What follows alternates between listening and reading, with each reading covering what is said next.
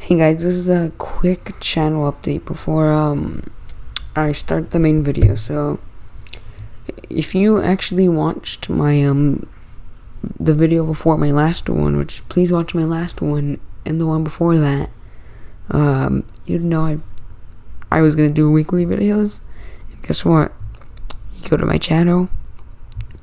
There's a 2-week gap from my last one. That's because I've been busy, like, incredibly. I don't really go in detail because it's a bit too personal. But after this upload, I'll try to keep my word of weekly videos that'll hopefully go through. So, yeah, if it sounds like I'm kind of in a rush, it's because I am. I have to go somewhere, like, in a bit. And the time of recording this at 5 p.m. So, yeah. I'll try to do my wish of weekly videos after this video. So they'll come out on every Friday. Also, most of them will be scripted. I'll probably change a good chunk of my content now. So I might have to make another channel because this channel used to kind of be a gaming channel. Now it's kind of switching content to like what this video is. So yeah, that was a quick channel update because this is too short for an update video, okay? Yeah, this is just a quick channel update. So we've already almost burnt 2 minutes. Let's just start the video now. I think what we usually talk about lost media, we usually for media from the late 20th century through now, the present. But a good chunk of the time we don't go before that time period due to aging, new pieces of media getting lost and taking its place, and just leads and information getting lost to time. So today that's all I'll be talking about, the top 10 older pieces of lost video that you probably don't know about. So before we start, let me clarify on what I mean by old. When I mean old, I don't mean 20 or 30 years old. I mean 90 or over a century old. So with that being said, let's start the countdown.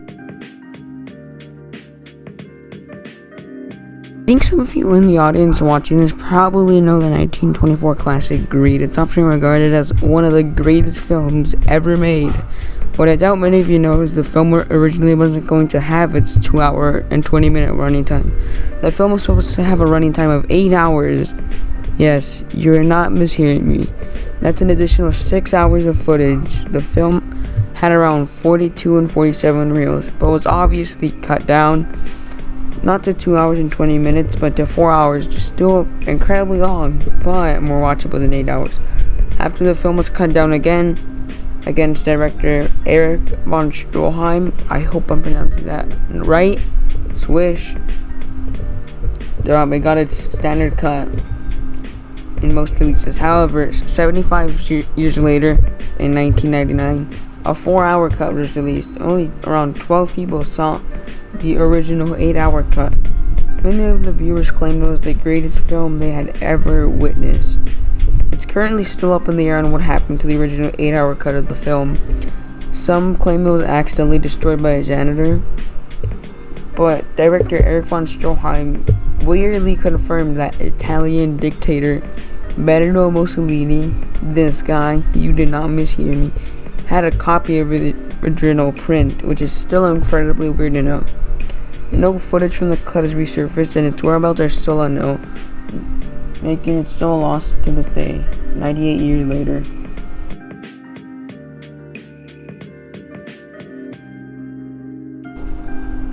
Alfred Hitchcock is one of the most iconic filmmakers in history. I think many of us know him from his iconic thriller film, but I think many of you scratch your head when I mention his 1922 film Number 13, also known as Mr. Peabody. Number 13 is an unfinished Alfred Hitchcock film from 1922. Number 13 was written by Anita Ross. The film was funded by Alfred Hitchcock's uncle, John Hitchcock, and Claire Greet.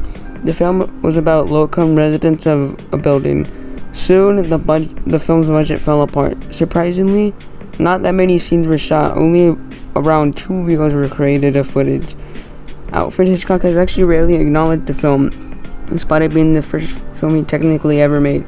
On one rare occasion, Alfred Hitchcock acknowledged the film, describing it as somewhat chastising experience.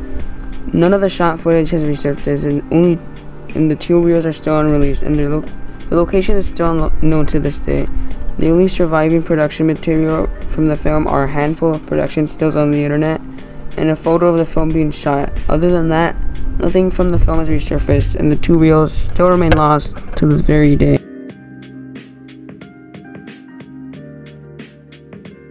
Alice in Wonderland is a 1951 animated film created by the Walt Disney Company, but the film originally wasn't always going to have this 1951 release date. Way back, 12 years before the film in 1939, a draft for the film was created, looking completely different from the film we have today. The storyboards look incredibly different compared to the standard Disney style, having a more grungy and gritty tone.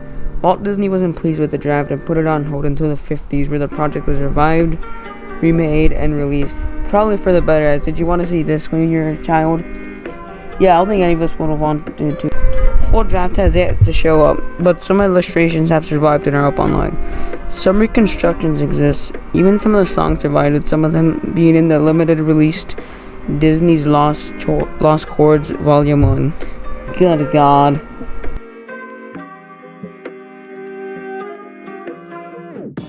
So I think most of you caught on that most of these are lost vintage film, which is true. There's a lot of lost vintage film. But what about lost sound recordings? So that's what number 7 is. Edward Leon Scott de Martinville, I hope I'm saying that right, was a French inventor, famous for his inventions.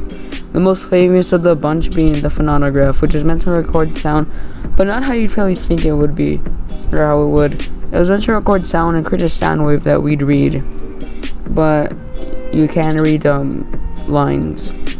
But due to technology advancing, we have made it able to be listened to. Here, take a lesson. It's an experience, to say the very least.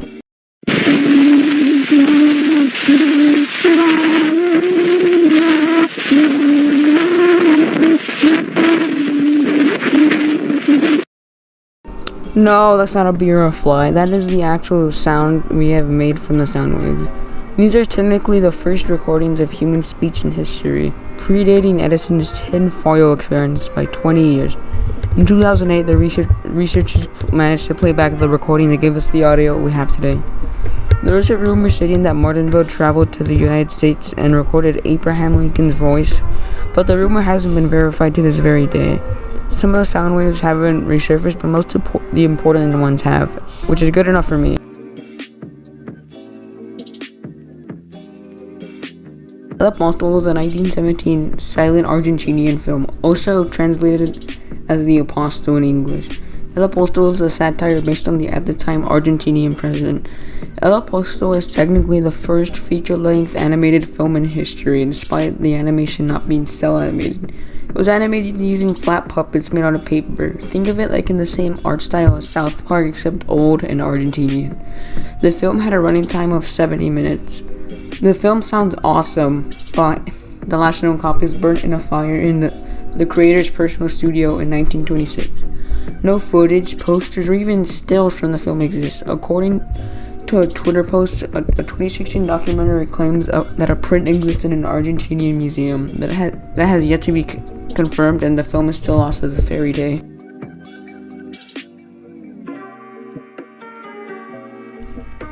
Metropolis is a 1928 sci-fi film, is often regarded as one of the greatest sci-fi films ever made, and in general film. But the most well-known cut of the film is only a cut-down version of the original one.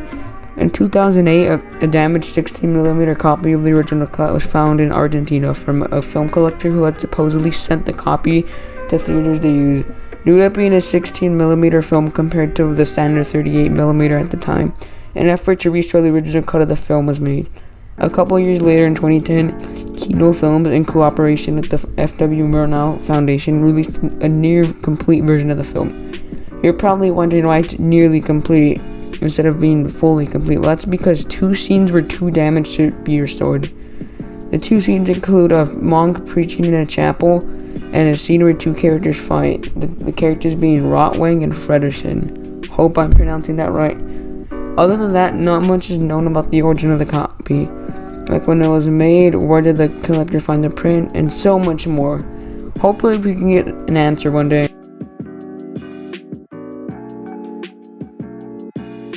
The television goes to the 1931 anthology television show that is among some of the first TV programming in history. The show's premise is about ghosts telling stories on how they were murdered.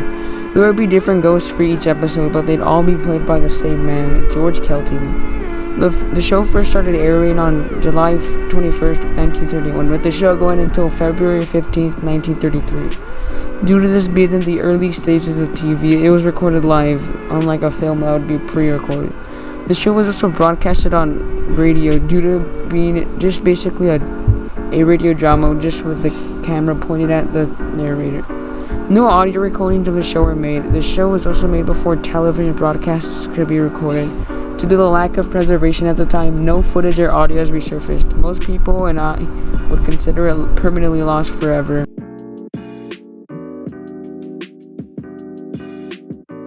Creation was a planned sequel to Willis O'Brien's 1925 film The Lost World.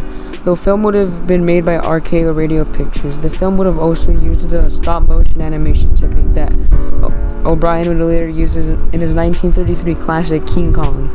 The plot of the film would have involved a cruise ship encountering prehistoric animals and passengers trying to survive. During production, a 20-minute test reel was created.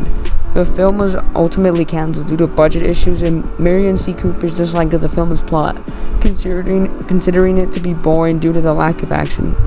Fortunately, with the film's cancellation, it influenced some of the scenes in O'Brien's 1933 film King Kong. Only 11 minutes from the test reel survive, and as far as we know, the rest of the reel hasn't survived the test of time.